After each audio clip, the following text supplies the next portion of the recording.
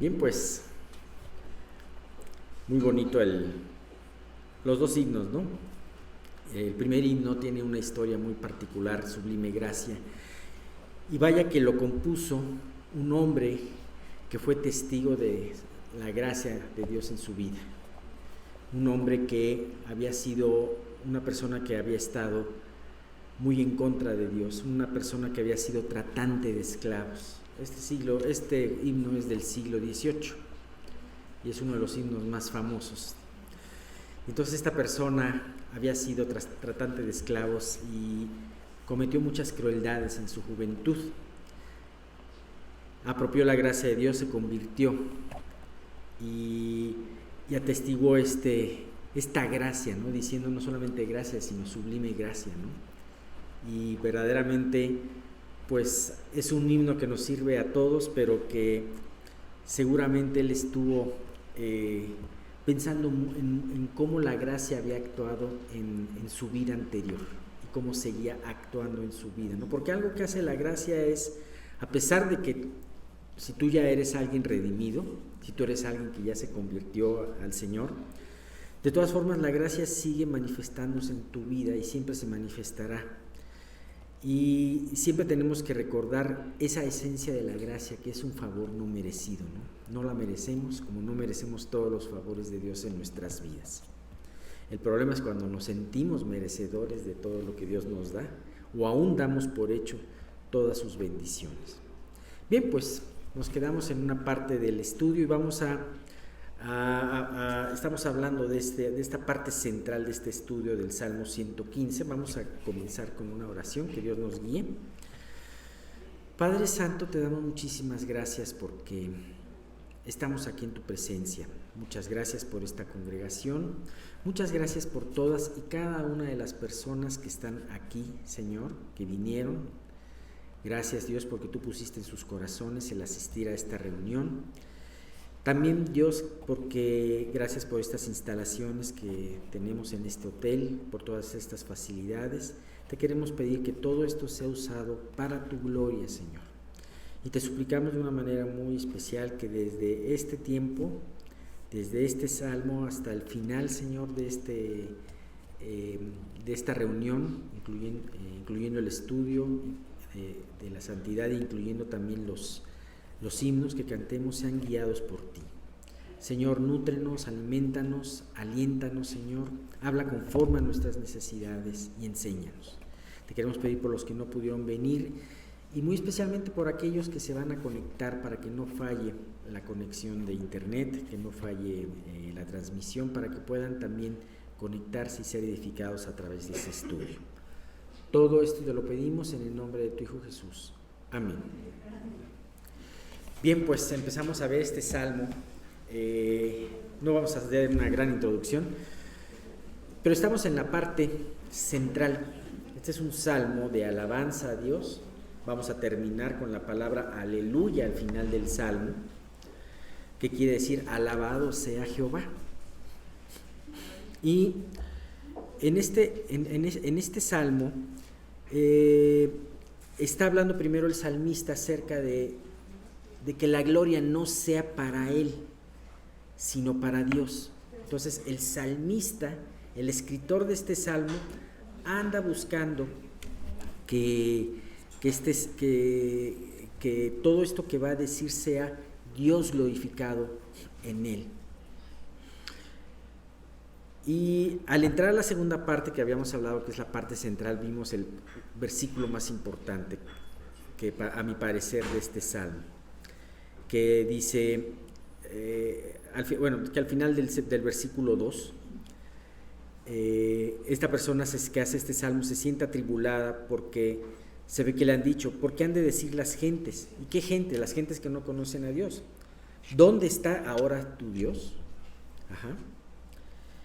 Y bien, pues este hombre dice, nuestro Dios está en los cielos, todo lo que quiso ha hecho. Y con este versículo tuvimos para hablar la semana pasada. Y entonces dice, nuestro Dios está en los cielos, todo lo que quiso ha hecho. Hablábamos de que nuestro Dios, del lugar de nuestro Dios, no es el lugar no es el santuario de cualquier ídolo.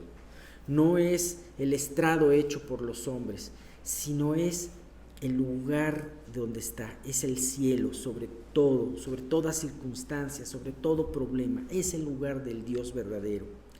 Y dice además, todo lo que quiso ha hecho. Habla de la soberanía de Dios. No se mueve no cae un ave al cielo sin la voluntad de Dios, no cae una hoja del árbol sin la voluntad de Dios. Así como decíamos, no se hace nada sin la voluntad de Dios, como tampoco se hace algo sin la voluntad de Dios. Ajá. Entonces, ahora vamos a compararlo con los ídolos de aquellos que preguntaban ¿dónde está su Dios? Porque mi Dios está aquí en esta estatua, mi Dios está aquí en este gran logro, mi Dios está aquí en esta gran asociación o gran organización. ¿Dónde está tu Dios? ¿En qué confías tú? Y me encanta la palabra porque siempre tiene lo que necesitamos en el momento adecuado. Y a veces somos muy impresionados por lo grandioso de los ídolos de este mundo, por las riquezas, por el honor, por los títulos, por tantas cosas. Pero la palabra siempre lo que va a hacer es desenmascarar y poner en la verdadera proporción el valor de las cosas. ¿Se acuerdan de aquella historia de la Torre de Babel? ¿Ok? Uno como humano hubiera podido ver esa gran construcción de los hombres, todos los hombres unidos en aquel entonces para hacer una gran torre que llegara a los cielos, y seguramente alguien que se hubiera puesto abajo de esa torre hubiera dicho, uy, estamos a punto de llegar al cielo, ya estamos a punto de llegar a las nubes. ¿Y sabes qué dijo la palabra? ¿Cómo describió esa parte? Dijo que Dios tuvo que bajar a ver qué hacía el hombre. O sea, Dios tuvo que bajar. Claro, Dios no tiene necesidad de bajar, Dios ve desde su lugar todo lo que está pasando, pero de alguna manera irónica se comenta esa gran torre que los hombres estaban construyendo. Dios tuvo que bajar a verla. Y bien, pues de esta misma manera Dios se desenmascara a estos ídolos. Y fíjate cómo empieza en el versículo. Estamos viendo el Salmo 115 y vamos a ver hoy de los versículos 4 al 8. Fíjate cómo dice: los ídolos de ellos son plata y oro. Eso sí dice el versículo 4. Los ídolos de ellos son plata y oro, obra de manos de hombres. No empieza hablando de los materiales. Ajá. Llegando aquí en mi camino, veo un gran anuncio de una joyería sale una pieza muy bonita con un zafiro en forma de gota amplificado y con varios diamantes, ¿no? Eso, la foto está muy bien hecha y la pieza de joyería está preciosa, ¿no? Y eso impacta a cualquiera. Los colores de las piedras preciosas, el brillo del oro, el brillo de la plata, todo eso, sin lugar a duda, nos impresiona mucho. Y empieza el salmista diciendo: los ídolos de ellos son plata y oro. ¿Sabes qué? Son impresionantes. Yo me puedo imaginar aquellos santuarios en la antigüedad, aquellos que ahora están hoy en ruinas, haberlos visitado en la manera como estaban de recién construidos o bien mantenidos, ¿no? Aquellos santuarios, aquel templo de Éfeso, de Diana en Éfeso, ¿no? Que además se constituye como una de las maravillas del mundo antiguo. Hubiera sido impresionante ver el tamaño, la forma de las columnas, los frisos, cómo estaban adornados, el mármol que se utilizó, la misma escultura de Diana, que probablemente recubierta de oro, la iluminación que se le haya dado, la vestidura de los adoradores que estaban ahí, todo eso ha de haber sido de una manera impresionante. Sin embargo, en la segunda parte del versículo dice, obra de manos de hombres. Por más impresionante que haya sido esa obra de arquitectura e ingeniería y de escultura, la hicieron manos de hombres.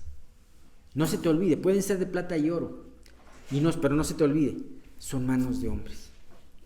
Y sabes que lo absurdo de la idolatría se marca, y vamos a utilizar un pasaje, es un pasaje un poquito largo, que ya muchos de ustedes lo conocen, pero aparece en el libro de Isaías, es el capítulo 44 de los versículos 9 al 20, si lo pueden seguir sería bueno, son Isaías 44 del 9 al 20. Aquí no te habla de una escultura de plata y oro, aquí te habla de algo más sencillo, que es lo que podía tener también cualquier gente común en aquel entonces, alguna escultura de hierro o una escultura de madera. Pero fíjate cómo lo ve Dios aquellos ídolos que ellos tanto amaban y tanto veneraban, ¿no? Ahora, hoy en día podemos ver también muchos ídolos de estos materiales. Dice, fíjate, los formadores de imágenes de talla, todos ellos son vanidad, y lo más precioso de ellos para nada es útil. Y ellos mismos son testigos para su confusión de que los ídolos no ven ni entienden. Fíjate cómo empieza la introducción de esto.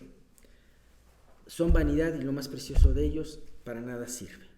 Y ellos, las obras que ellos hacen, obra a favor de su propia confusión. Y luego empieza a decir en el versículo 10, ¿quién formó un Dios?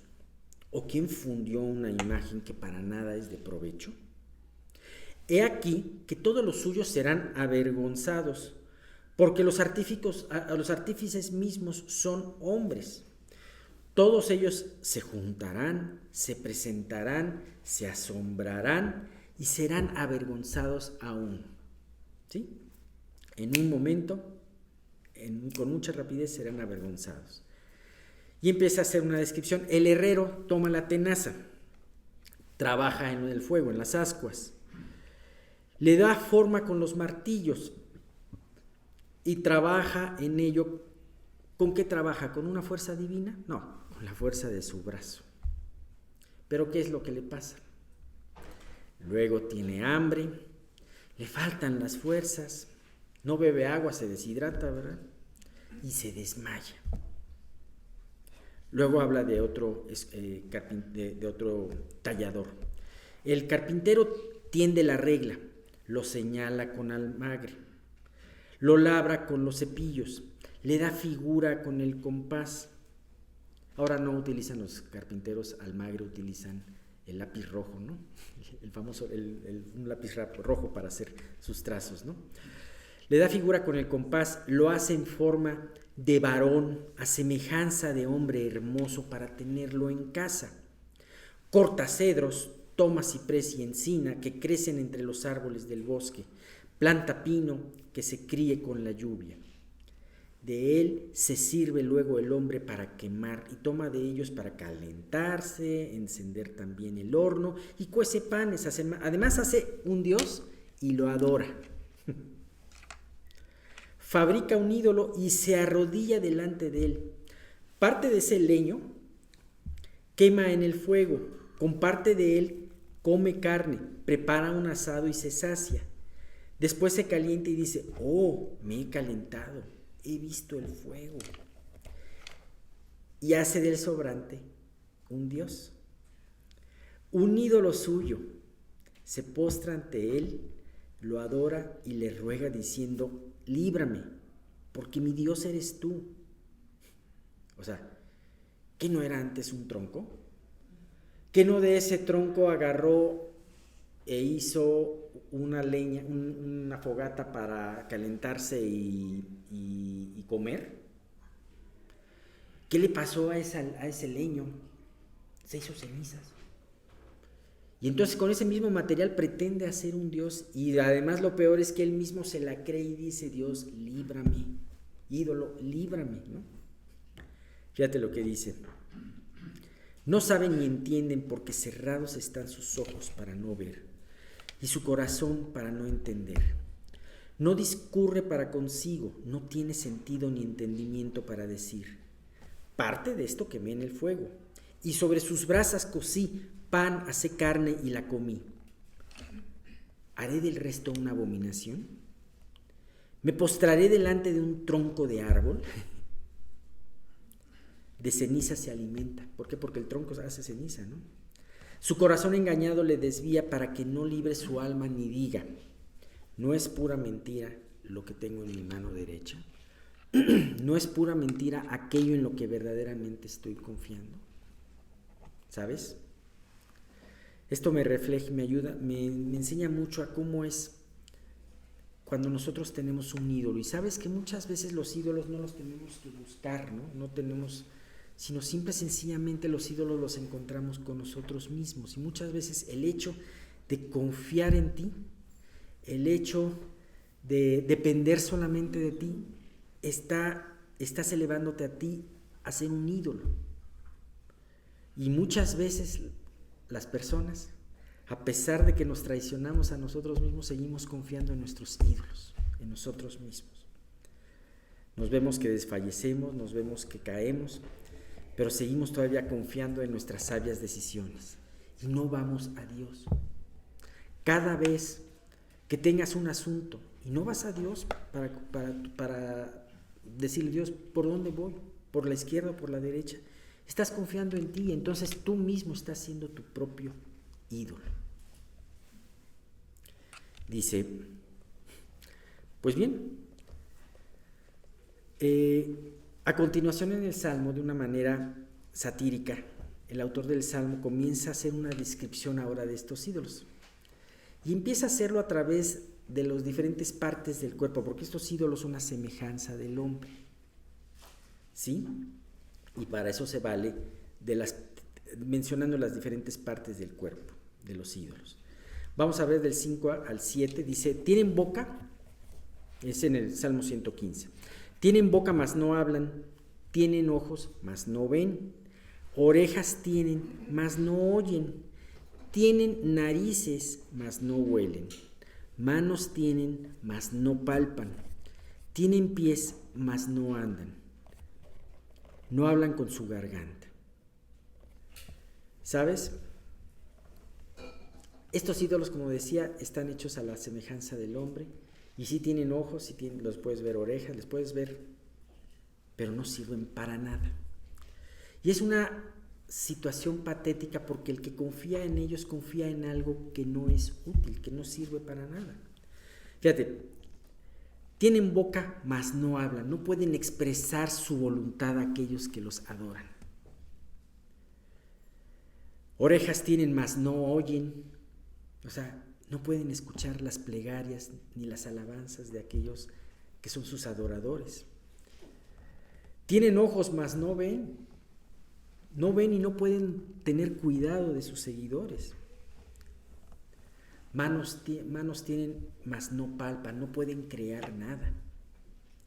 Tienen pies, mas no andan, ¿sabes?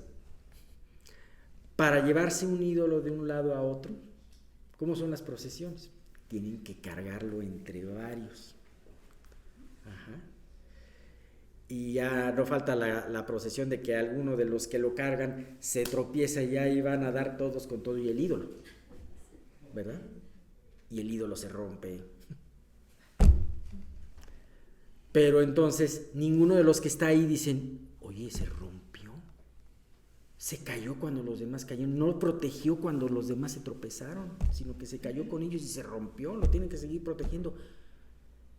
¿Seguiría confiando en eso? ¿Por qué no se piensa eso? Porque no se tiene discernimiento, porque Dios ha embotado el discernimiento de los idólatras.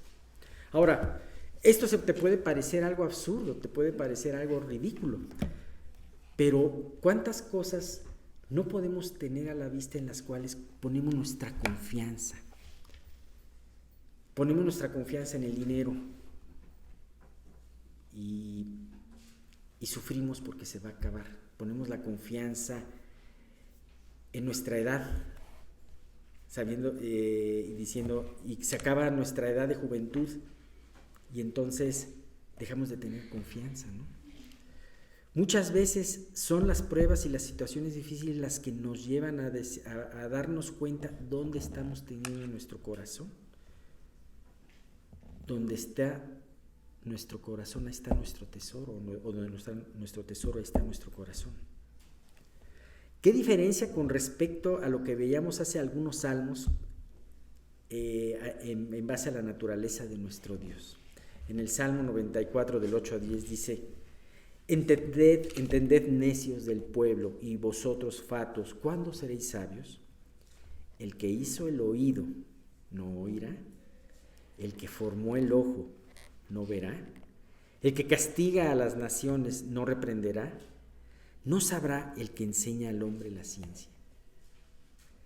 ¿Ven la diferencia entre un ídolo que no ve, que no siente, que no anda, y el Dios Todopoderoso, el que formó el oído, el ojo, el que le da el conocimiento a los hombres?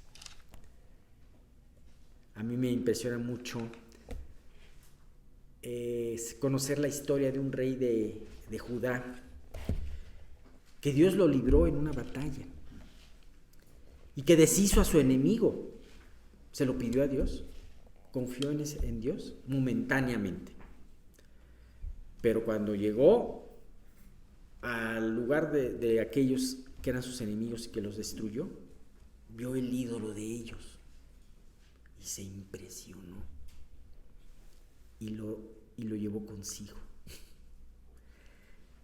Verdaderamente somos ilógicos y somos impresionantes. ¿Por qué? Nos da terminando en el versículo 8, nos da la respuesta. Dice: semejantes a ellos son los que lo hacen, y cualquiera que confía en ellos.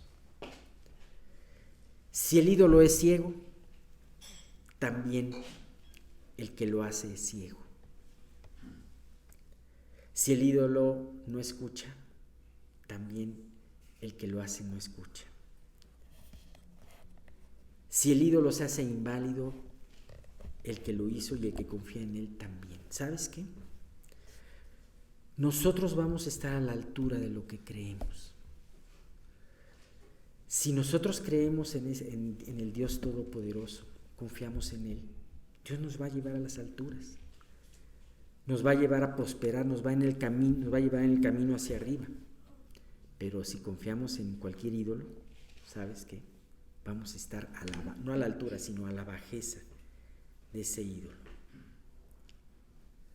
¿Sabes? Los que adoran los ídolos de mentira son mentira. Se hacen falsos. Los que adoran ídolos depravados son depravados. Los que adoran al Dios de las riquezas son avaros y codiciosos. El adorador de este mundo tendrá embotada la visión hacia las cosas espirituales. ¿Sabes? Tu ídolo tiene tu corazón y con tu corazón te tiene a ti completamente. Y bien, pues quizás muchos podrán decir: es que esto no se aplica para mí porque yo no adoro un ídolo, o yo no pienso que no tengo ídolos. Pero piensa en lo que es importante para ti. ¿Qué es lo que consume la mayoría de tus pensamientos? ¿Qué es lo que consume? ¿Qué es lo que te aflige? ¿Te afliges por Dios? ¿Te afliges por los que se pierden y no conocen a Dios? ¿O te afliges por lo que te pasó a ti? ¿Cómo reaccionas a la ofensa, por ejemplo, o a la injusticia contra ti? ¿Podrás tú ser muy razonable cuando se trate de otra persona, pero cuando es contra ti dices: no, es que me hicieron esto y me desgarraron y todo esto? Entonces, ¿qué pasa? El ídolo eres tú. Así que dice: donde está tu corazón, ahí estará tu tesoro. Donde está tu ídolo, ahí estará tu corazón. El corazón, si nos sirve en ese sentido, porque engañoso es el corazón, pero tú puedes ver dónde está mi corazón, y entonces con eso se delata dónde está tu ídolo. Bien, bueno, pues terminamos esta parte. Vamos a continuar, Dios mediante, la próxima semana con este salmo. Bueno, pues hoy vamos a comenzar otro capítulo de la serie La Santidad de Dios. Este se llama La Justicia Santa. Recuerden, en el capítulo 1 vimos la copa sagrada, en el capítulo 2, Santo, Santo, Santo, en el 3, el misterio temible, en el 4, el trauma de la santidad, en el 5, la locura de Lutero. Un día Aristóteles mencionó una estrofa que dice: la justicia es considerada como la más elevada de todas las virtudes, más admirable que la estrella de la mañana y que la estrella de la noche, haciendo alusión de que no hay nada más hermoso que la justicia de Dios.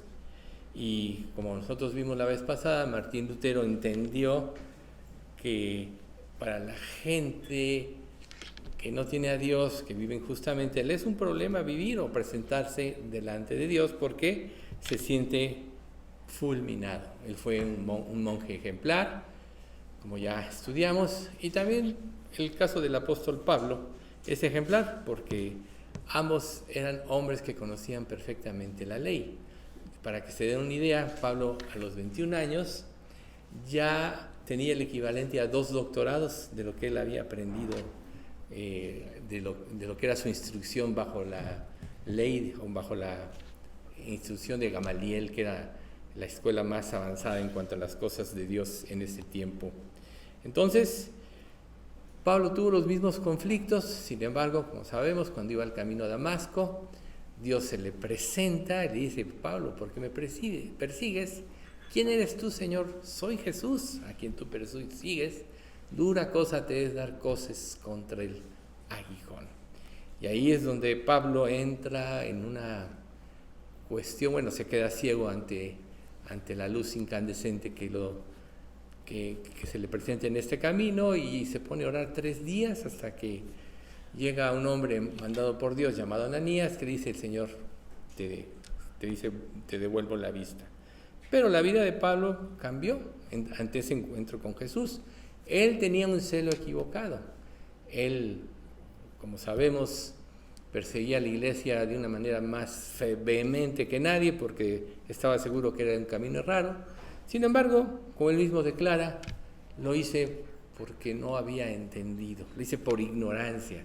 Quien tenía el equivalente a 2 doctorados en la instrucción, le tiene que después decir: lo hice por ignorancia.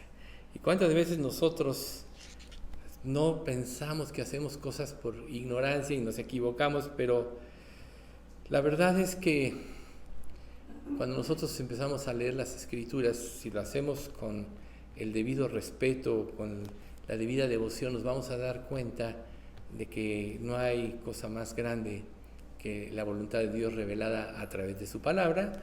De hecho, de ahí el Salmo 138:2, que dice que has engrandecido tu nombre y tu palabra por sobre todas las cosas. Y si nosotros creemos esta parte de que Dios ha engrandecido su palabra sobre todas las cosas, entonces deberíamos de tener esa reverencia. Muchas personas, cuando empiezan a leer la Biblia, muchos lo hacen en forma cultural, otros empiezan a buscar a Dios, y lo lógico es que las personas empiecen, como cualquier libro, de principio a fin.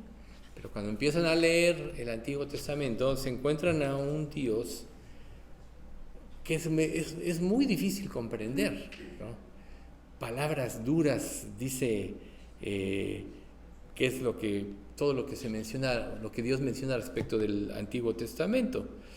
Muchos tratan de suavizar este impacto, tratando de bajar la convicción que debe producir la palabra, y minimizan el efecto cuando realmente la palabra de Dios es una unidad. Tanto Antiguo como Nuevo Testamento representan la revelación divina de Dios. Nosotros sabemos que el Antiguo Testamento tiene como objetivo manifestar a Cristo. Recuerden, el fin de la ley es Cristo, para justicia a todo aquel que cree. O sea, el propósito era revelar al Señor Jesucristo. Entonces, como un tip, una de las maneras de entender la lectura del Antiguo Testamento es buscar siempre a Jesucristo dentro de la revelación que se da. Entonces, hay pasajes que a veces son muy duros, muy difíciles de entender, donde la gente ve a un Dios tenebroso, un Dios vengativo, etcétera, y se asustan demasiado. O sea, inclusive muchos lo denominan como una deidad no divina, sino hasta demoníaca, pero es solo porque no entienden el gran amor de Dios. Recordemos, y por eso siempre es bueno tener en nuestra mente los atributos de Dios. Es que uno de sus atributos es que Él es amor. Sin embargo, nosotros nos topamos con la ley, porque el objetivo de la ley precisamente es hacernos ver que nosotros no podemos cumplir las demandas de la ley, y esto nos lleva a Cristo, llevando todo pensamiento cautivo a la obediencia a Cristo. Ese es el propósito de la ley. Pero, ¿qué tiene que pasar para que una persona se convierta realmente? Es que tiene que ver su condición real, tiene que sentirse perdida, y el Antiguo Testamento prácticamente eso es lo que hace. Y aunque hay algunos pasajes, inclusive para muchas personas, ofensivos, el justo juicio de Dios siempre será justo, porque Dios es justo y Él tiene el sentido de la justicia perfecta. Aunque nosotros como seres humanos no comprendamos ese sentido, la justicia de Dios es perfecta. Entonces aquí precisamente donde nosotros vamos a ver en el día de hoy el caso de Nadab y Abiú, los hijos de Aarón. Recordemos nosotros que Dios llama a Moisés. Primero Moisés, como ya sabemos, el faraón había mandado matar a todos los varones de Israel. Cuando la madre de Moisés lo ve hermoso, lo trata de esconder, pero a los 3 meses que ve que ya no puede, pues hace un cesto, lo calafatea con brea y lo echa al río Nilo, manda a su hija a que vea, y bueno, al final de cuentas lo oye llorar la hermana la hija del faraón, y dice: este es el niño de los hebreos. Entonces ella dice, se acerca astutamente a la hermana y dice: oye, ¿quieres que llame a alguien para que la amamante? Sí, y cuando ya se ha aceptado, ya me lo traes. Y bueno, ya sabemos que Moisés se crea ante la sabiduría de los egipcios sus primeros 40 años, pero durante el tiempo en que estuvo con su madre seguramente le instruyó, le dijo: tu origen es este, etcétera, al grado que cuando cumple 40 años tiene el deseo de salir y ver, y bueno, ya la historia la sabemos para no usar más tiempo. Ve que uno mata un egipcio, mata a un israelita, y él lo mata después, todo se ve descubierto, tiene que huir al desierto, y ahí durante 40 años Dios hace un trabajo en su vida, se le manifiesta, le dice: ahora te voy a usar a ti para liberar a mi pueblo Israel, etcétera. Y luego ya después de las 10 plagas y tantos milagros que Dios hizo, Él ordena que se haga el tabernáculo.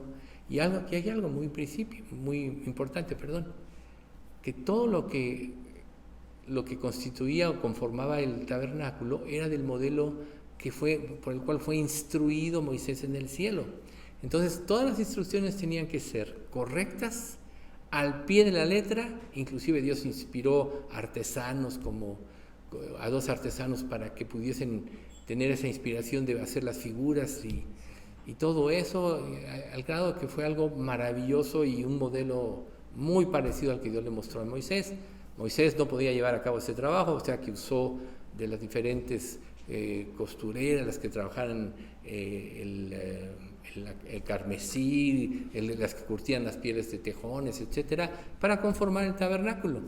Después de que estuvo conformado, Dios le dice: ahora vas a ungir a tu hermano como Aarón, como sacerdote, y le hacen vestiduras especiales. Eran de lo más hermoso que ustedes se pudieran imaginar, porque iban a representar a Dios. Y aquí es donde nosotros tenemos que empezar a ver que nosotros como creyentes en realidad representamos a Dios. y nuestra vestidura, pues lógicamente es Cristo, pero en todo lo que nosotros hagamos, nuestra manera de ser, nuestra manera de vestir debe de glorificar a Dios. Después Dios le dice, ahora unge a los hijos de Aarón, y ungen a Nadab y Abiú. Sin embargo, Dios había dicho que dentro de sus instrucciones, que todo tenía que ser tan preciso, y que cualquiera que violara estas instrucciones, por ejemplo, en el incienso, o que ofreciese fuego extraño, iba a morir. Vamos a ver la próxima vez también el caso de Ananías y Zafira, que ya es del Nuevo Testamento, pero aquí nosotros, y vamos a ver también el quebrantamiento de Usa antes de esto. Pero el objetivo de este capítulo es que nosotros veamos la importancia de nuestra obediencia fiel y absoluta a lo que Dios nos revela en la Biblia, porque es la más grande verdad revelada. El hecho de jugar o de desviarnos un poquito va a traer secuelas y consecuencias en nuestra vida. Nosotros como creyentes tenemos, si realmente Dios, el Espíritu Santo ya te confirmó que eres hijo de Dios, pues tú tienes la seguridad de la salvación. Pero una vez que estás en las manos de Dios, pasa lo que en este pasaje les voy a compartir. Ese está en Isaías 48:10. He aquí, te he purificado, y no como a plata. Te he escogido en horno de aflicción. Dios nos pide la obediencia a lo que Él nos revela. Sin embargo, nosotros no siempre obedecemos.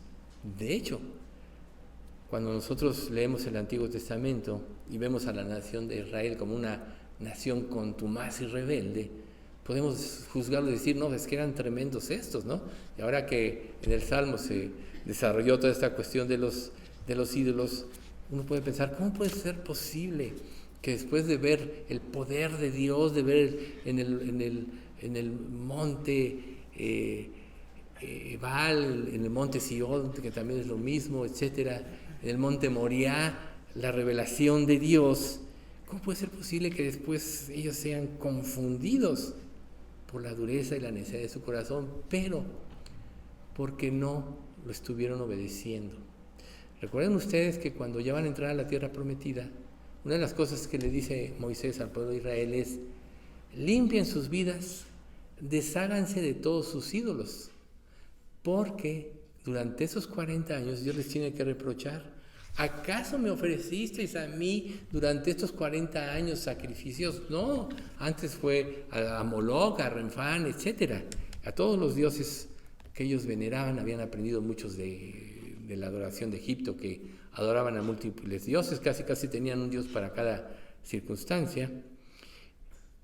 Y entonces aquí nosotros vemos cómo pues Dios lo primero que hace cuando van a entrar en la tierra prometida es mata a todo, hombres, mujeres, niños, y en unos casos hasta animales, porque todo estaba contaminado con la idolatría. Cuando nosotros venimos a Cristo, de esa misma manera Dios quiere que quitemos de nuestra vida todas aquellas cosas de nuestra vida pasada que pueden afectar nuestra relación de pureza y santidad con Dios. A veces eso es muy difícil porque estamos tan acostumbrados, como Israel estuvo acostumbrado a cargar con los ídolos o adorar a ídolos, que nos es a veces difícil discernir todo lo que tiene que ser, pero para eso tenemos nosotros la palabra de Dios. La palabra de Dios es luz que pone al descubierto las tinieblas, que saca lo que hay en lo profundo de nuestro corazón, y cuando Dios nos revela situaciones en contra de la voluntad de Dios o una forma de vida que no le glorifica, nos lo hace saber para qué nos arrepintamos y cambiamos. ¿Por qué siempre es necesario el arrepentimiento ante circunstancias que nosotros veamos? Porque el arrepentimiento verdadero cambia la mente. Ya sabemos, la palabra arrepentimiento quiere decir cambio de dirección, darse la vuelta. Y el verdadero arrepentimiento siempre nos cambia la mente.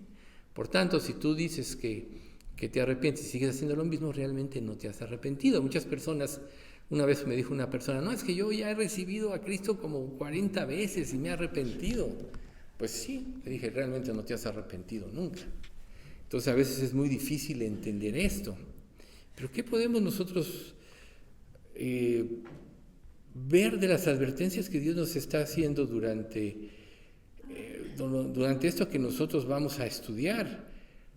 Dios quiere que discernamos lo importante que es seguir las instrucciones de Dios.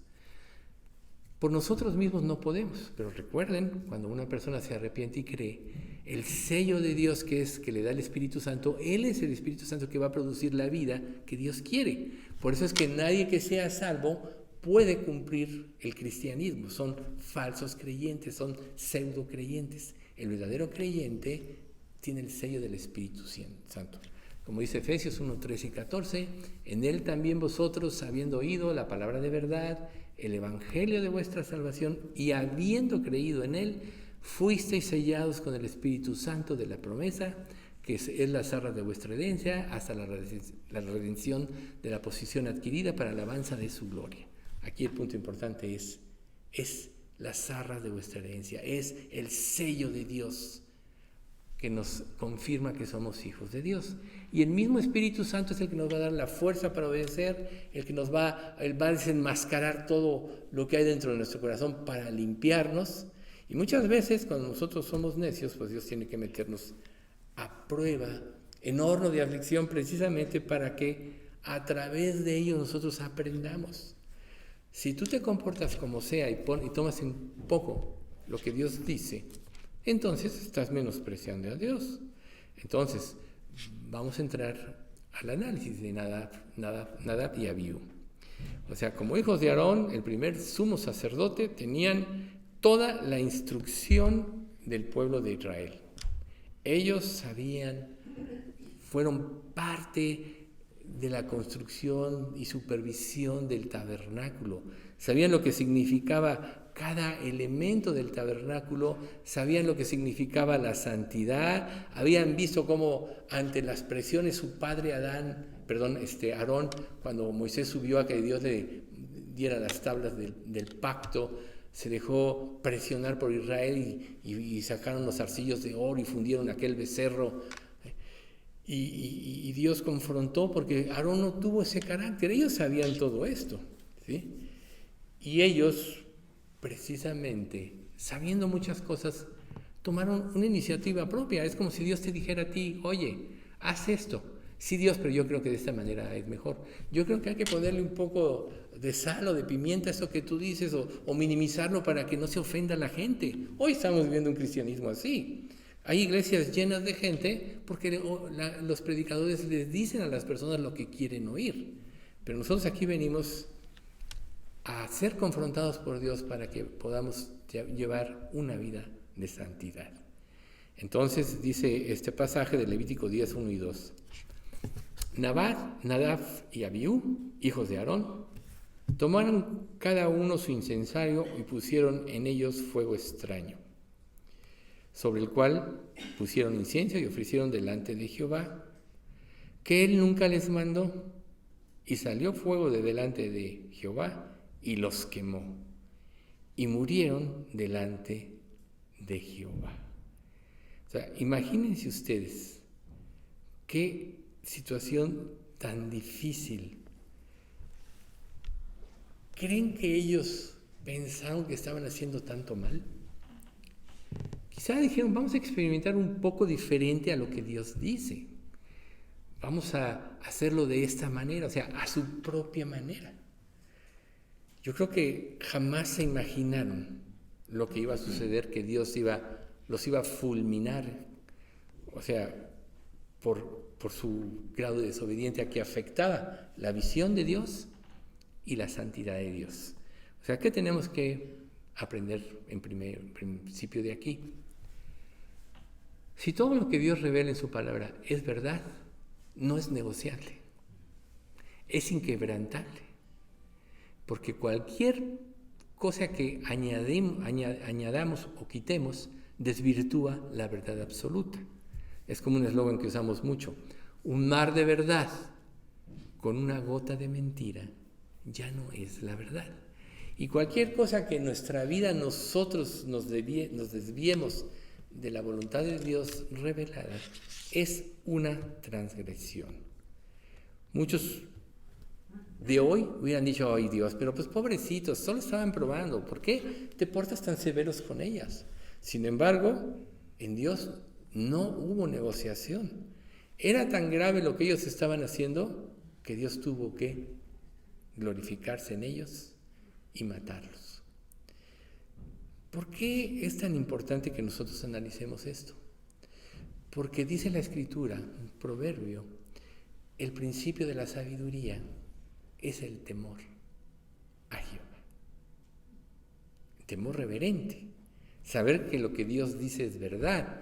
Saber que no hay negociación. Ese es el principio de la sabiduría. Sin embargo, nosotros como creyentes o pseudo creyentes estamos acostumbrados a acomodar todas las cosas a nuestra manera, a nuestra comodidad. Y no nos damos cuenta de que estamos desvirtuando la palabra de Dios. A veces muchas personas entran en pruebas muy difíciles y dicen, ¿por qué a mí? ¿Por qué yo? ¿Por qué a otros no? Y en lugar de ver hacia afuera de por qué Dios los trata más severamente a unos que a otros, ellos deberían de ver, es que Dios está tratando con mi desobediencia, es que Dios está tratando con mi falta de espiritualidad, es que Dios está tratando con mi falta de profundización en su palabra, porque no es un juego. Ahora, a diferencia de muchos, todos los que somos hijos de Dios, tenemos al Espíritu Santo que nos da la fuerza. Recuerden, Dios es el que produce en vosotros así el querer como el hacer por su buena voluntad. ¿Ven ustedes? No hay pretexto. Tú puedes tener una debilidad y decir, no puedo, Dios ayúdame. Y Dios va a ayudarte. ¿Por qué? Porque Él quiere que nosotros lo reflejemos a Él. Cada creyente es un representante de Cristo. Está reflejando la imagen de Cristo. Y cualquier desviación en su vida afecta a esa imagen. Entonces, si tú dices que eres creyente y no vives como Dios quiere que vivas, en la fuerza de Él, estás presentando un falso Cristo. Y hoy vemos el resultado, o el principio del resultado de esto, con tantas desviaciones que hay. ¿Por qué creen ustedes que en el final de los tiempos, y ya está ocurriendo, ya estamos en ese tiempo, la iglesia cristiana se va a volver apóstata? La apostasía es una señal del final de los tiempos. Porque la gente ya no quiere hacer la voluntad de Dios, quiere hacer su propia voluntad. Quieren ir al cielo por sus méritos, por su propia cuenta, menospreciando el trabajo de Dios. Entonces, Nadab y Abiú no estaban profanando el templo, no habían metido prostitutas, no se emborracharon, no tenían, como en el futuro hacen muchos, imágenes escondidas detrás de la pared donde adoraban, que Dios le tiene que mostrar a Ezequiel, ve a estos adoradores. No se veía, pero ahí estaban ellos volteados del templo adorando, porque sus corazones estaban más afectados. Ellos solo ofrecieron fuego extraño, un fuego diferente. ¿Qué tan grave podría ser, pensaríamos, como para que Dios haya sido tan severo? ¿Sí?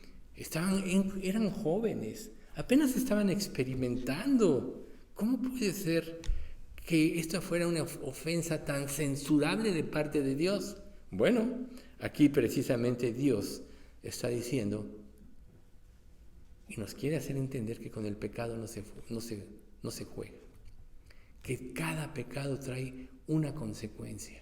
¿Ustedes creen que cuando David, que debió haber ido a la guerra, decidió quedarse y vio bañarse a aquella mujer en la azotea y la codició? Como rey podía tomar muchas mujeres, no era necesariamente la voluntad directa de Dios, pero era permisible. Pero cuando van a preguntar, era casada y era un freno. Y además era esposa de uno de sus 30 valientes. Era intocable. Sin embargo, se deja llevar por la lascivia que él mismo fomentó por actos de desobediencia a Dios y cayó en un pecado que trajo consecuencias para toda su vida, no nada más en él, sino también en toda su descendencia. Si nosotros, cuando estamos ante una tentación, nos imagináramos las posibles consecuencias que puede haber, seguramente nos frenaría. Pero ¿qué pasa el pecado? Nos ciega, nos envuelve, nos embeleza, nos hace pensar que la verdadera satisfacción de la vida está en el pecado. Y es todo lo contrario. Eso es lo que el diablo quiere que pensemos. El pecado es el destructor de la humanidad. Por eso cayeron Adán y Eva. Por eso nosotros hoy tenemos que ganar el pan con el sudor de nuestra frente, etc. Esas son secuelas del pecado. Pero aquí Dios estaba mostrando, estaban pecando dos personas que estaban cerca de él, que les había dado la confianza del sacerdocio. Entonces tenía que haber una ejecución inmediata.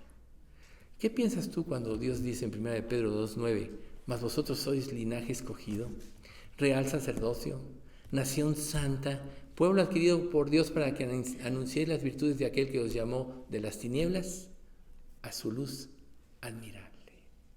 Cada creyente es un sacerdote de Dios, que Dios habilita para dar testimonio de Él al mundo.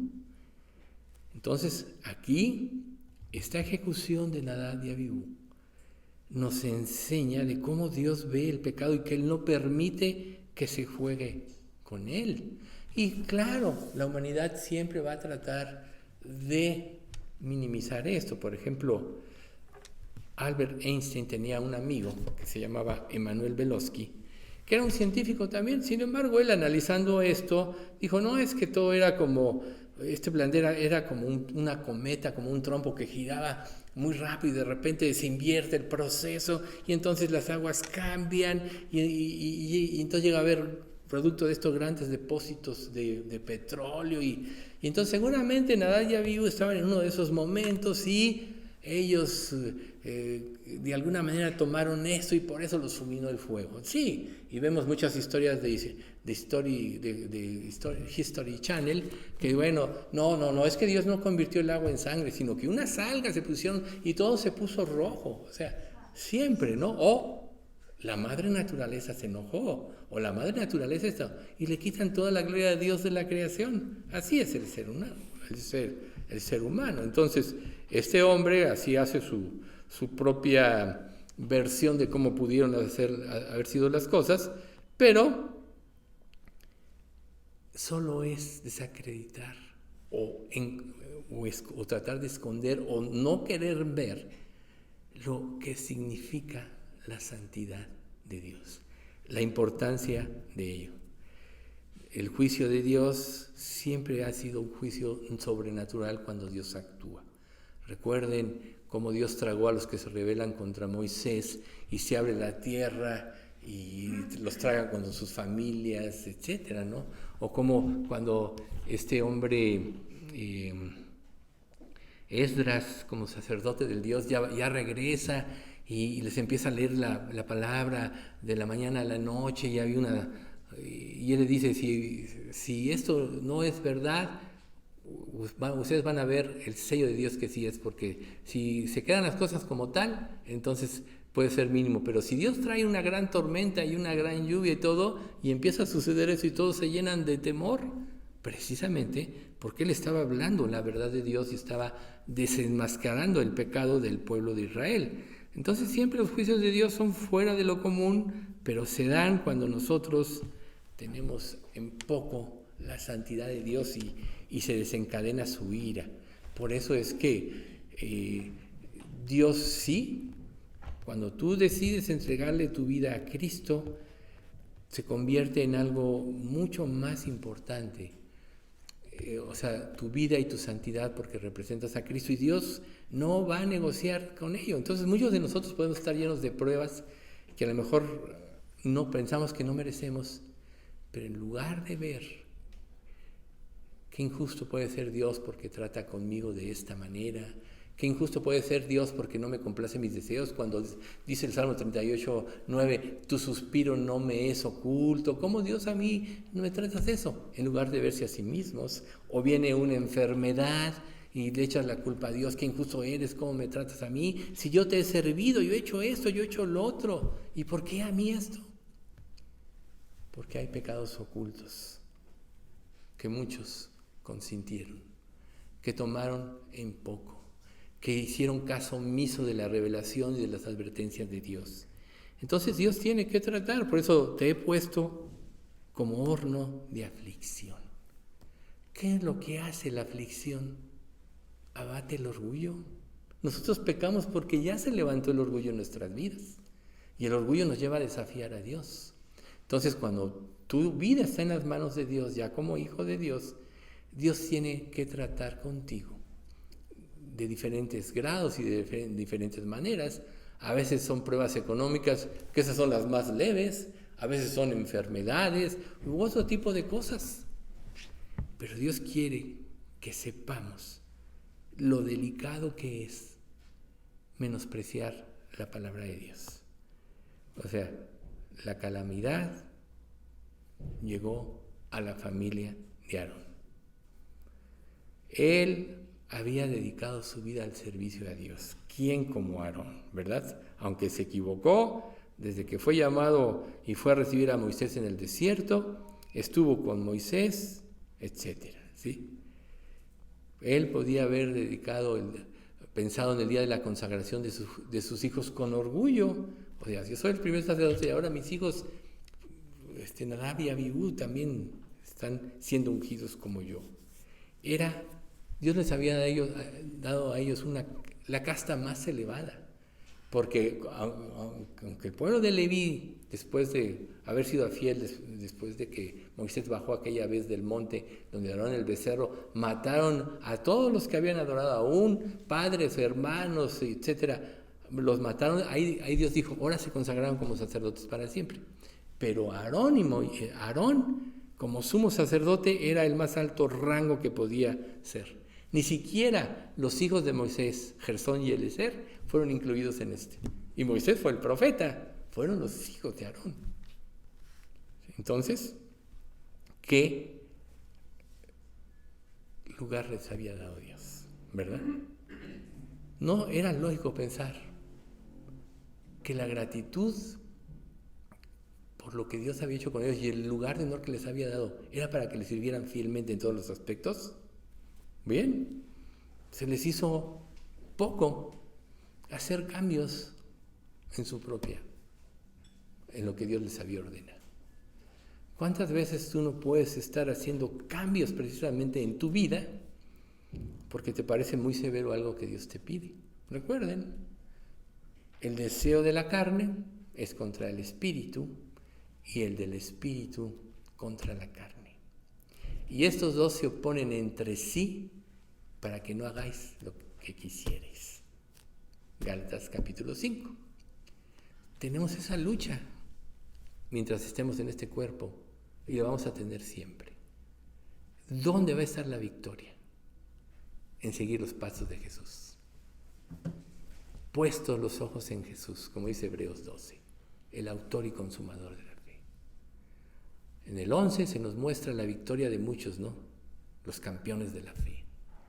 Y dice el 12:1, pues nosotros también, teniendo en derredor nuestro tan grande nube de testigos, despojémonos de todo peso y del pecado que nos asedia y corramos con paciencia la carrera que tenemos por delante. Puestos los ojos en Jesús. ¿Cuál es el peso? La lucha contra nuestros deseos carnales y hacer la voluntad de Dios.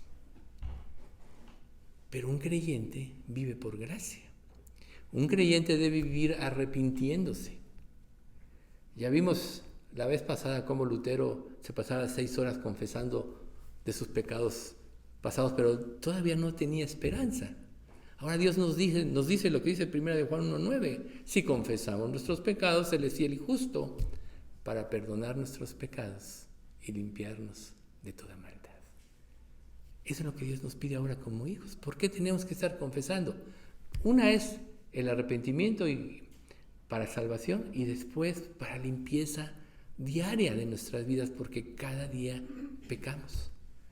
Pero, ¿qué pasa conforme tú vas siguiendo el camino de Dios? Cada vez que tú obedeces, te fortaleces en tu ser interior, como dice Efesios 3:20, fortalecidos con poder en su ser interior por su Espíritu, para que habite Cristo por la fe en vuestros corazones, a fin de que arraigados y cimentados en amor seáis plenamente capaces de comprender con todos los santos cuál sea la anchura, la longitud, la profundidad y la altura, y de conocer el amor de Cristo, que excede a todo conocimiento, para que seáis llenos de toda la plenitud de Dios. Ahí está la clave. Cada vez que tú te fortaleces porque te arrepientes, porque dependes de Dios, porque apelas a su misericordia y a su gracia, tu ser interior se capacita para vencer con más fuerza el pecado. Ese es el proceso de santificación. Pero estos hombres, los hijos de Aarón, tomaron en poco la palabra de Dios. Entonces, ¿qué hizo Aarón? Totalmente consternado. A lo mejor pensó, es que Dios es injusto. Va y lleva su caso a Moisés. Bien, Levítico 10:3.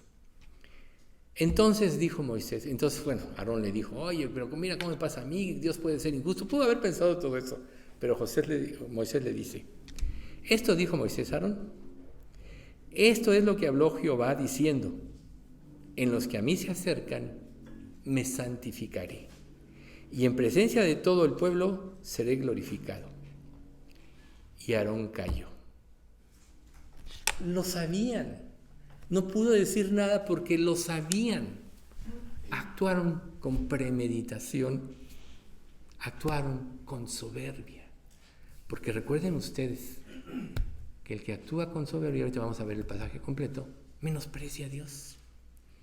Significa rebelión contra Dios. Cada vez que tú desobedeces, en tu vida hay soberbia. Cada vez que das pie al pecado, en lugar de quizá hincarte, llorar hasta que Dios te fortalezca para que lo venzas, no, te preocupas por otras cosas. Cuando Dios te dice, no te afanes por nada, sean tus peticiones conocidas delante de mí en toda oración y ruego, con acción de gracias. Hazme conocer y yo voy a derramar mi gracia para que se cumpla mi voluntad. Ahí es donde tú, cuando oras a Dios, depositas tu confianza en Él. Pero ¿qué pasa si tú, en esta relación, constantemente tomas tu vida en tus manos porque no confías en Él? La única manera por la cual tú desobedeces lo que Dios dice en la palabra es porque no confías en Dios. Y eso quiere decir que no has profundizado en tu relación con Él.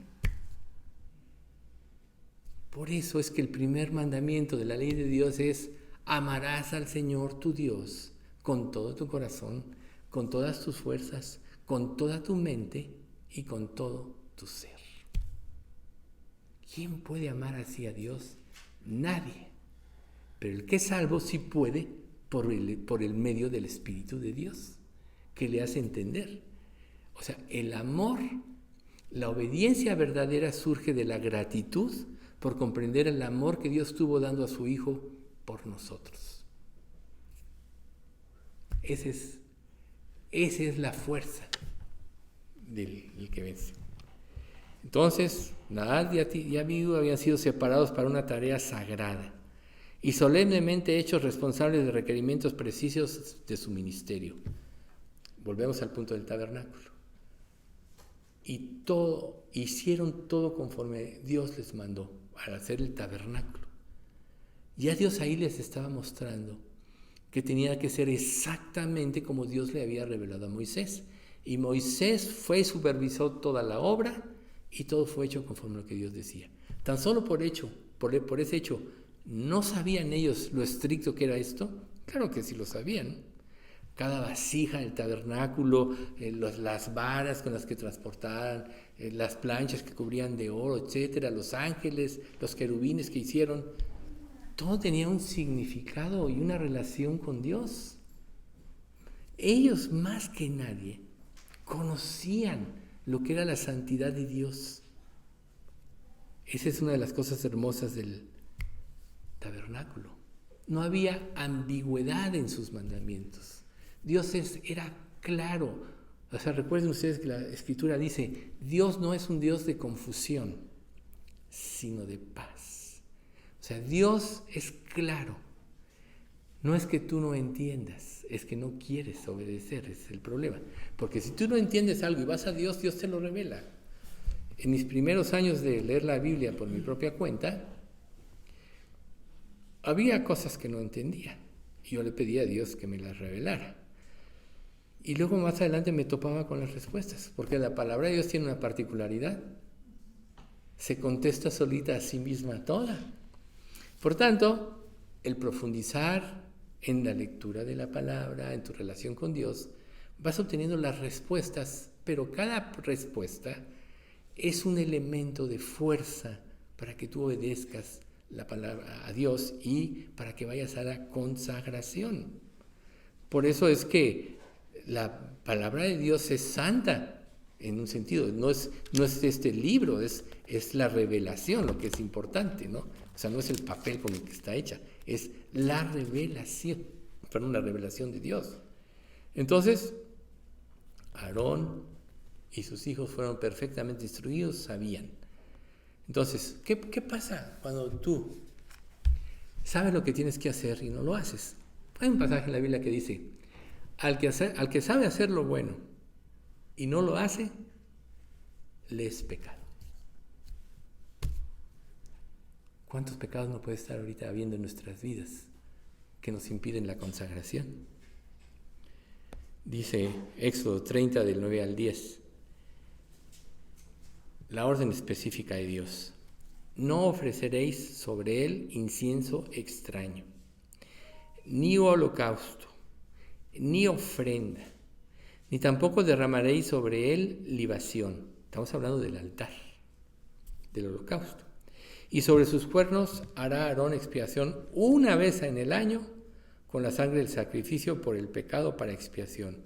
Una vez en el año hará expiación sobre él por vuestras generaciones. Será muy santo a Jehová. Era tan santo que aún el sumo sacerdote tan solo una vez al año podía hacerlo, no sin antes derramar sangre por él mismo, sacrificio por él mismo, para poder entrar limpio, porque si no, Dios lo hubiera fulminado. Se dice, no lo dice la Biblia, que muchas veces entraban los sacerdotes a este lugar hasta con un lazo amarrado, porque si había pecado Dios los fulminaba para que los pudieran sacar. Claro, ese puede ser un cuento de alguien, pero aquí nosotros podemos ver con claridad cómo es tan santo que solo una vez al año. Entonces, ¿qué tan claras son las instrucciones de Dios para tu vida en lo que ves cada día en la Biblia, si es que la lees? Si tú ya has descuidado la lectura de la Biblia, es que voluntariamente estás ignorando a Dios porque quieres pecar. Por eso la palabra de Dios pierde el atractivo, pierde su brillo. Y si vas a ella te va a desenmascarar, mejor no vas a ella. Eso también puede ser un termómetro para tu vida. El deseo de una relación con Dios es por medio de su palabra, donde está la revelación de Dios. ¿Qué tan importante es la palabra para ti? Es lo más importante, es a lo que le das prioridad, sobre todo lo que vas a hacer cada día. ¿Vas a la palabra primero? Si no es así, es que algo anda mal en ti, que de alguna manera el pecado lo has tolerado, o está escondido y no lo quieres ver porque no quieres cambiar. O simplemente piensas que es muy exagerado, pero recuerda algo muy importante. Cada vez que tú no obedeces algo que Dios revela en su palabra, tú estás ofendiendo a Dios, no nada más porque no lo obedeces, sino porque le estás ante ti mismo te estás engañando, haciéndote creer que tu pensamiento es más alto que el de Dios, sino porque no lo obedeces. Si el pensamiento más alto y sublime es el de Dios, para ti debe ser una obediencia inequívoca. Pero si no lo obedeces, tú te estás poniendo por sobre Dios, porque no es tan importante lo que Dios diga, sino lo que yo piense. ¿Se dan cuenta? Qué grave es la desobediencia. Y muchas personas pueden vivir su vida cristiana así y no crecen, no disciernen, porque viven en una franca rebelión delante de Dios. Están desafiando abiertamente a Dios. Por eso es que se ha corrompido el cristianismo. Su acto es una rebelión deliberada. O sea, si tú conoces y no obedeces, es una rebelión deliberada, es una profanación inexcusable del lugar santo. Es un pecado de arrogancia y de traición contra Dios. ¿Se dan cuenta? Qué grave es. Dice la Escritura, que es el pasaje que empecé a mencionar hace rato.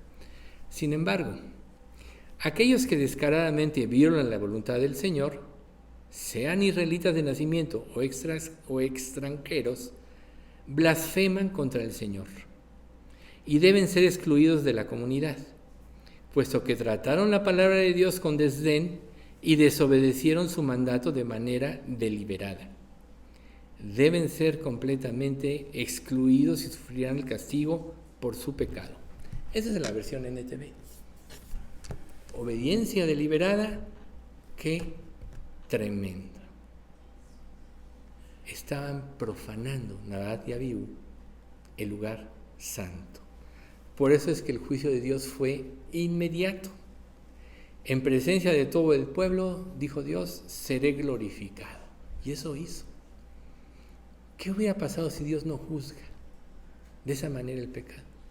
¿Hubiera empezado? No, pues se puede burlar a Dios, se puede desobedecer a Dios, me salgo con la mía, y ahí doy algunos matices de religiosidad, de espiritualidad, y ya con eso calmo la conciencia o calmo a Dios.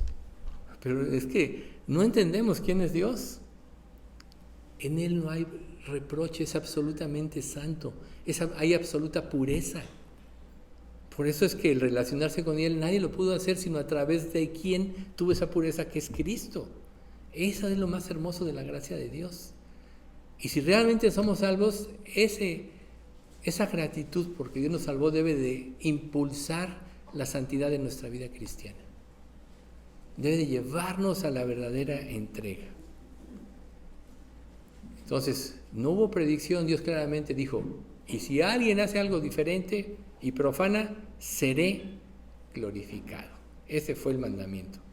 Por eso Aarón cayó, ya no tuvo que decir. Cuando tú te expones con sinceridad ante Dios en las Escrituras y Dios te revela algo, ¿tienes algo que decir? No, a menos que no quieras obedecer. Ese es el punto. ¿Cuánto podemos estar llenos de reproches delante de Dios sin ver su santidad cuando debemos de callar? Como dice Job, ¿no? Ojalá callaras por completo y eso te fuera por sabiduría, porque si hablas nada más para justificarte, para blasfemar el nombre de Dios, porque si tú te tratas de justificar en algo revelado, estás blasfemando el nombre de Dios, ¿sí? Entonces, para Nadab y Abiú, ahí estaba la evidencia. Sabían perfectamente bien que no debían ofrecer fuego extraño. Y entonces, Aarón cayó. Lo tuvo que aceptar. No tuvo ninguna excusa para sus hijos o para reclamar a Dios. El día del juicio final, cuando las personas se presenten delante de Dios, nadie va a tener que argumentar ante la presencia de Dios. Por eso dice la Escritura, vivo yo, dice Jehová, que ante mí se doblará toda rodilla y toda lengua confesará a Dios. Ese día, aún los que se van a ir al infierno van a tener que reconocer, pero ya no les va a servir de nada, porque en vida Dios se manifestó a su vida y no se arrepintieron. El momento de arrepentirse es cuando Dios te hace ver, es cuando Dios se presenta a tu vida. Y mientras más tiempo tardes en arrepentirte, más endurece tu corazón y más difícil te es creer. Y se puede endurecer a tal grado en que ya no puedas creer. La Escritura dice,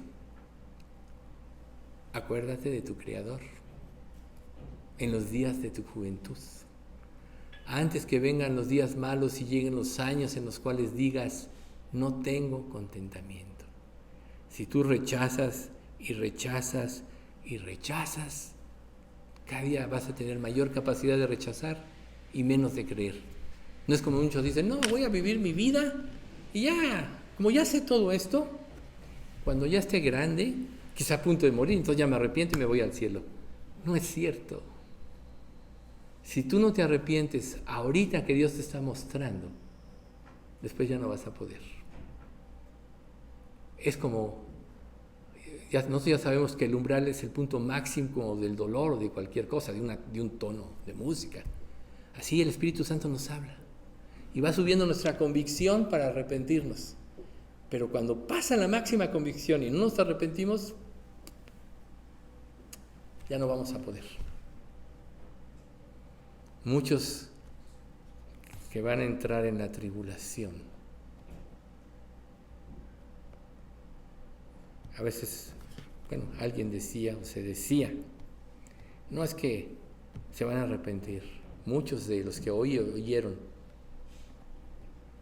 quizá no. Si es verdad que va a haber muchas conversiones, pero quien conoce la verdad y la menosprecia, a lo mejor ya no va a poder creer. Por eso es que dice la Escritura, hoy es el día de salvación. Hoy que Dios está mostrando con claridad, es el día en que te tienes que arrepentir. Pero puedes poner pretextos como este, ¿no? ¿Fue cruel el castigo de Dios hacia Nadab y Abiú? ¿No traspasó los límites de la justicia para hacerse injusticia? No, porque recuerden, nuestro concepto de justicia no es el de Dios. Él tiene el concepto de justicia perfecta. Y cuando Dios dice, oíste que fue dicho en Mateo 5:38, ojo por ojo y diente por diente, ese es el sentido de la justicia. Lo que haces, lo pagas. Pero además Jesús dice, y pagarán el doble. Y en el infierno eternamente, porque tu actitud no va a cambiar. Vas a añadir pecado a pecado cada día de tu infinita existencia. Por eso es que no hay vuelta atrás. Menospreciaste a Cristo, no hay vuelta atrás. Entonces teme. Dice un versículo en Job, no sea que en tu ira te quite de golpe. Teme. Porque si hoy estás escuchando esto y es duro, sí es duro. Es para que quizá te arrepientas. Nadab y Abiú actuaron por su propia cuenta. Ellos sabían que no se les permitía ofrecer el fuego y actuaron precisamente con ligereza. A veces es fácil inclinarse al pecado. Tú puedes decir, no, ahorita disfruto, después cambio. Cada vez que lo consientas, te debilitas. Cada vez que lo consientas, más esclavo te haces de él. No juegues con el pecado. Mejor arrepiéntete. No pongas tus ojos en los demás como pretexto. No es que ellos pecan, yo soy más santo que ellos. O sea, ¿cuál es tu nivel de justicia? Compárate con Cristo. Todos somos pecadores. Pero si te estás comparando con otros y te estás diciendo, no, yo soy más santo, más entregado, o sea, te digo, ¿sabes qué? Es que muy en lo profundo de ti quieres justificar tu pecado. Recuerden lo que dice Romanos capítulo 2, que dice, ¿en quién eres que juzgas a otros? Y en lo que juzgas a otro te condenas a ti mismo, pues tú que juzgas a otro, haces lo mismo. O menospreciáis las riquezas de su benignidad, paciencia y longanimidad, sabiendo que su benignidad te lleva al arrepentimiento, mas por tu necio corazón no arrepentido atesarás ira para el día de la ira de la revelación del justo juicio de Dios, el cual pagará cada uno conforme a sus obras. Ahí está en el capítulo 2 de Romanos. No se trata de que juzgues, se trata de que vayas a Cristo. Entonces, este ejemplo nos da una idea de la medida del castigo que viene por desobedecer. Y como creyentes debemos temer, porque Dios al que ama disciplina y azota a todo el que recibe por hijo. Pero ese es el acto de amor de Dios. Ya el que es hijo de Dios ya no va a ser condenado. Por eso dice que el juicio comienza en Pedro por la casa de Dios. Y si el justo con dificultad se salva, ¿dónde quedará el impío y el pecador? Entonces, cuando intercede Abraham con Dios en la destrucción de Sodoma y Gomorra, en Génesis 18:25 le dice: lejos de ti el hacer tal, que hagas morir al justo con el impío, y que sea el justo tratado como el impío. Nunca tal hagas. El juez de toda la tierra no ha de hacer lo que es justo. Aquí apeló a su misericordia. Recuerden este versículo de Habacuc 3:2. He oído tu palabra y temí. Aviva ¿tú